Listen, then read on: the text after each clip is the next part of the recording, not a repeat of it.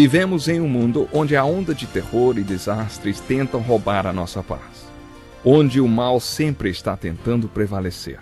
Mas vemos pela palavra de Deus desde o Antigo Testamento que o cuidado de Deus para com aqueles que o temem e o buscam é muito real e permanente. Fique atento a mais um programa Encontro com a Palavra. Aqui apresentamos a palavra de Deus como resposta a todas as mais difíceis questões da vida. Agora com você, Pastor Edson Bruno.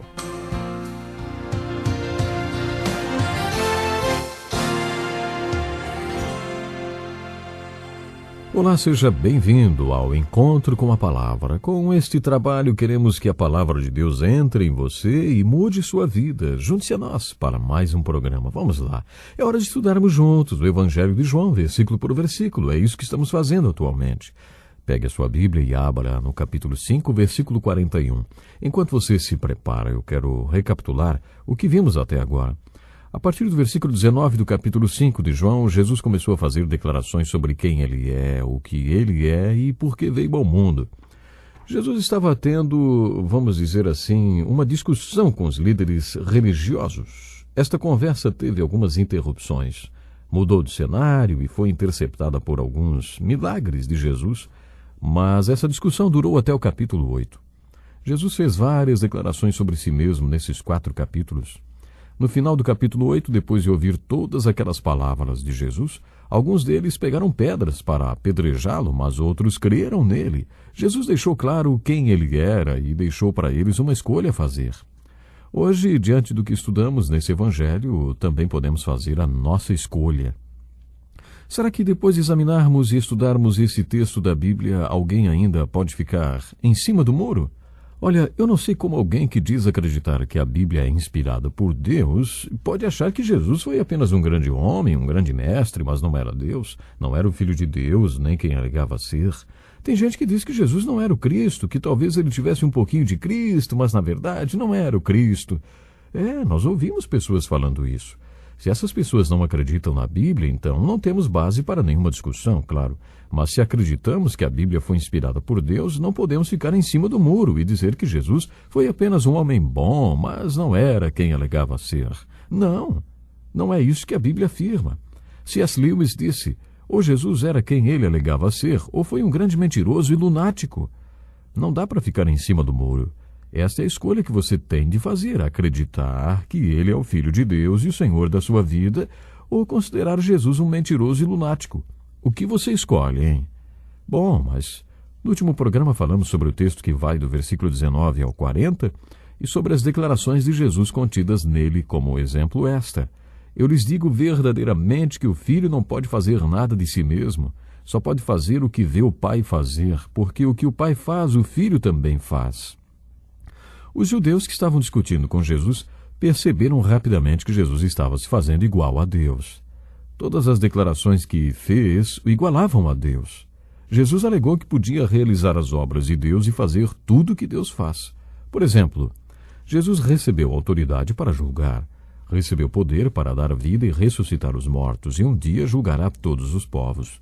O que vimos no capítulo 3 repete-se agora no versículo 24 do capítulo 5, no qual Jesus disse, quem ouve a minha palavra e crê naquele que me enviou, tem a vida eterna e não será condenado, mas já passou da morte para a vida. Mais uma vez, Jesus estava declarando que é a única salvação. Se você crê nisto, é salvo. Se rejeitar, está perdido. Depois de fazer várias declarações, Jesus fez uma apresentação lógica do porquê uns criam nele e outros não. Jesus explicou que ninguém crê com a lógica ou com a razão, nem por causa de argumentos irrefutáveis.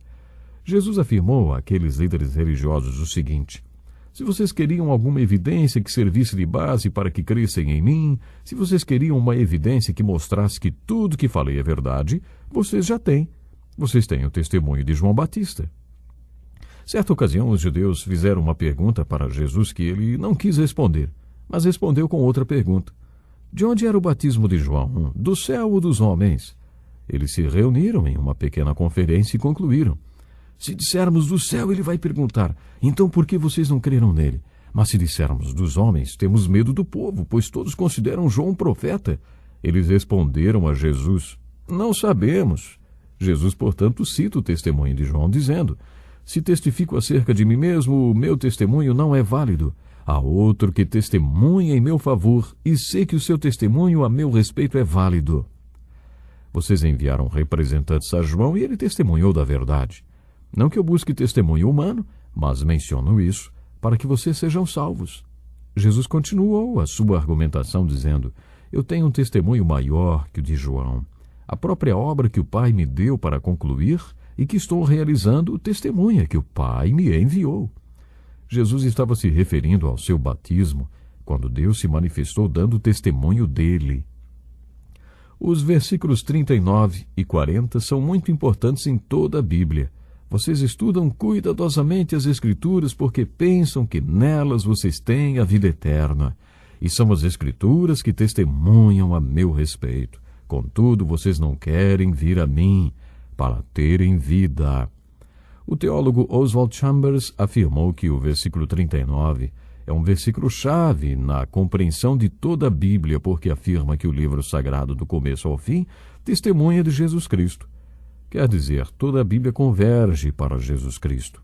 Em Lucas 24, lemos 2 vezes que Jesus abriu as Escrituras para os apóstolos e declarou que elas estavam falando sobre ele. Declarou que elas falavam sobre ele. O que Jesus está dizendo no versículo 40 é o seguinte: vocês não vêm para mim porque não querem, e por isso não creem. Não é por falta de evidência. Isto nos leva de volta a uma das perguntas do nosso estudo. Quem é Jesus? Esta é uma das argumentações básicas do Evangelho de João. Devemos ler este Evangelho buscando respostas para as perguntas: quem é Jesus? O que é fé? E o que é vida eterna? As declarações que Jesus fez sobre ele mesmo nos dão inúmeras respostas para a pergunta: quem é Jesus? Baseados nos versículos 17 a 40, como podemos responder à pergunta quem é Jesus? Outra pergunta que norteia nosso estudo é: o que é fé? Será que você já sabe respondê-la?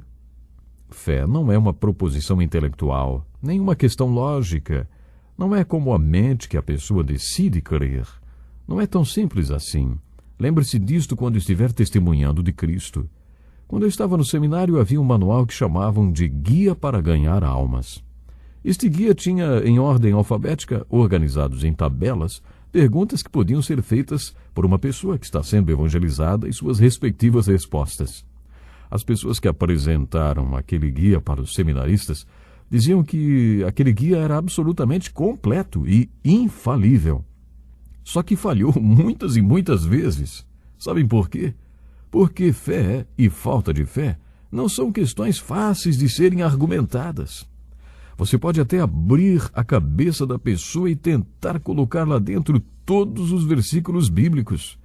Isso não quer dizer que ela vai se converter a Cristo. Não quer dizer que vai ser salva. Uma vez eu fui trabalhar como vendedor de enciclopédias e recebi um treinamento para isso. No treinamento, fomos instruídos que o cliente está sempre certo. Afinal, não podíamos querer entrar na casa da pessoa para ganhar um debate com ela. Nosso objetivo era vender livros, e por isso o cliente está sempre certo. Poderíamos até ganhar uma discussão com algum cliente, mas acabaríamos perdendo a venda, não venderíamos nada. O que tenho visto é que você pode até ganhar um debate ou uma discussão, mas vai acabar perdendo aquela alma, porque ganhar alguém para Cristo não é uma questão de convencer alguém intelectualmente. Existe uma questão relacionada à vontade da pessoa, que só pode ser tratada de maneira eficiente e frutífera pelo Espírito Santo. Certa vez conduzi um estudo em uma faculdade de Direito para um grupo de mais ou menos 20 alunos. Eu já estava falando do Evangelho fazia quase 2 horas e pude observar que um dos estudantes estava se sentindo incomodado com o que eu estava falando. Podia ver nos olhos dele que ele estava com raiva de mim. Depois de umas 2 ou 3 respostas e perguntas atravessadas, fiz uma pergunta para ele. Você quer acreditar em tudo isso que estou falando ou mesmo antes de entrar nesta sala, você já tinha decidido que não queria pagar as consequências morais por acreditar no que está ouvindo, hein? Pode ser que por causa do seu estilo de vida ou por alguma outra coisa que você não quer largar, você não queira nem dar a chance de aceitar que o que eu estou falando seja verdade. Será que você não quer acreditar em nada porque não quer mudar a sua vida? Sabe que eu acertei em cheio? Acertei em cheio porque alguns estudantes começaram a dar umas risadinhas e se mexer na cadeira. Mais tarde, um deles se aproximou e disse: professor, o senhor fez bem em falar daquele jeito com ele, porque é isto mesmo que acontece. Ele quer dormir com qualquer menina que aparece na sua frente. Aí é que está a questão, professor. Ficar falando de teologia com aquele rapaz não ia adiantar nada, porque ele não ia mudar o estilo de vida dele, o estilo de vida que ele tinha escolhido. Nem com todas as citações bíblicas do mundo eu poderia mudar o estilo de vida daquele rapaz. Eu tive que ir direto ao ponto. Vamos encerrar o estudo de hoje por aqui, mas antes eu quero enfatizar mais uma vez que a questão da fé é mais moral e voluntária do que intelectual. Essa é uma coisa muito séria. Hoje em dia se valoriza muito a questão intelectual, muito mesmo. Se valoriza muito os diplomas, certificados. Mas preste atenção no que eu disse. Enfatizo que a questão da fé é mais moral e voluntária do que intelectual. Vou fazer a você a mesma pergunta que eu fiz para aquele estudante. Será que você não quer se arriscar a crer porque não quer assumir as consequências morais da fé? Será que posso ser claro e objetivo com você? Se você colocar a sua fé em Jesus Cristo, será tão abençoado que se sentirá ridículo por questionar se valeria ou não a pena mudar seu padrão moral e o seu estilo de vida. Entenda, meu ouvinte, entenda que a fé é uma questão de vontade, de querer e de tomar uma decisão de crer em Jesus Cristo. A fé é uma questão de vontade, vontade de querer mudar o estilo de vida, vontade de ser diferente, vontade de andar no verdadeiro caminho e assim receber todas as bênçãos disponíveis para aquele que vai estar andando nesse caminho glorioso, o caminho com Cristo. A decisão de passar a andar no verdadeiro caminho é uma decisão muito especial e isso mostra que você está valorizando o sacrifício de Cristo. E mostra também que você está disposto a mudar o seu estilo de vida. E mostra que você crê, mostra que você está valorizando a fé. Sem dúvida, isso é muito importante. Eu gostaria que você analisasse isso com muito cuidado e com muito amor nesse dia. Passe a valorizar cada vez mais o sacrifício de Jesus Cristo na cruz do Calvário. Vamos ficando por aqui. Deus lhe abençoe e até o próximo programa. Que lição importantíssima. Obrigado, pastor Edson Bruno. Prezado ouvinte, coloque em prática o que você ouviu aqui. Sem dúvida, sua vida será grandemente abençoada. Este é um estudo escrito pelo Dr. Dick Woodward, na voz do pastor Edson Bruno. Escreva-nos e solicite o material. Nosso endereço é Encontro com a Palavra, Caixa Postal 2011, CEP 89201-970, Joinville, Santa Catarina. Até o nosso próximo encontro com a Palavra.